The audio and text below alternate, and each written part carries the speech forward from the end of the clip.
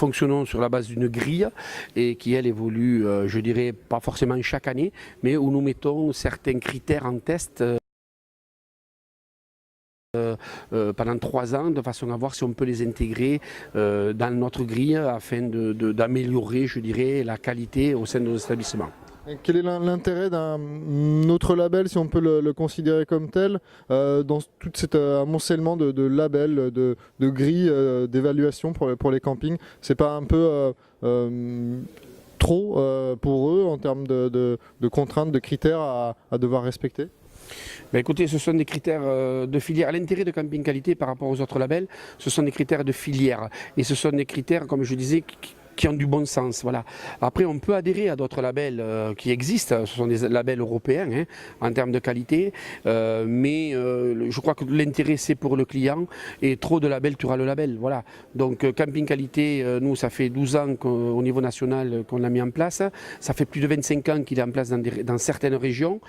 C'est un label qui a été testé, qui est en progrès.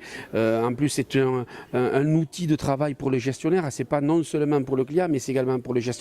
C'est un vrai outil de travail et qui va lui permettre de se professionnaliser au fil du temps.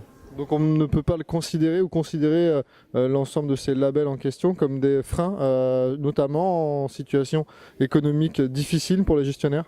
Non, pas du tout, pas du tout. Je crois que chacun doit trouver sa place où il veut l'amener, son camping où il veut l'amener. Je crois que c'est pas...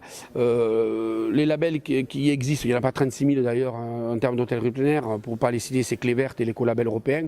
Mais bien entendu, Clévert, on commence à connaître, l'écolabel européen arrive aujourd'hui dans l'hôtellerie de plein air.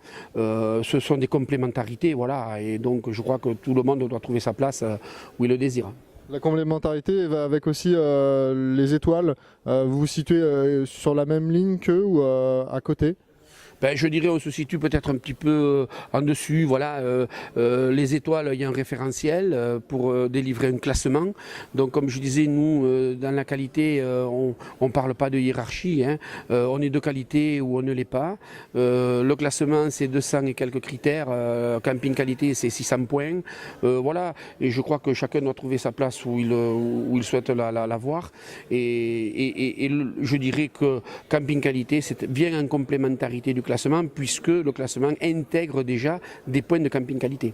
Et quelles sont les évolutions pour le label camping qualité pour les années à venir? Vous parliez dans les années 90 de qualité, pour les années à venir, le 21e siècle, de développement durable. C'est ce vers quoi il faut tendre? Mais je crois que c'est vers ce que va tendre Camping Qualité. On va se mettre au travail effectivement sur le développement durable, tout en sachant qu'on faisait déjà du développement durable dans notre Camping Qualité, et je dirais on le faisait sans le savoir à l'époque. Et donc là aujourd'hui on est en train d'épurer un petit peu la grille, de sortir tous les éléments qui font partie du développement durable, qui concernent les 3 axes que l'on connaît du développement durable. Et demain, à terme, je pense que Camping Qualité intégrera des critères de développement durable sur les 3 axes, ce que ne fait pas aujourd'hui par contre les autres labels.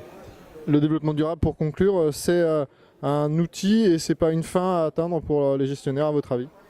Alors une fin à atteindre, ils ne l'atteindront jamais je pense. Le développement durable, c'est un peu, il faut le voir un peu comme on a travaillé la démarche Camping Qualité il y a 25 ans. Il faut mettre un petit peu le pied à l'étrier du développement durable et puis petit à petit évoluer, faire avancer les choses, et je pense que ça se passera bien. Mais c'est vrai que ce n'est pas une fin en soi et que de toute façon on n'arrivera jamais au summum du développement durable.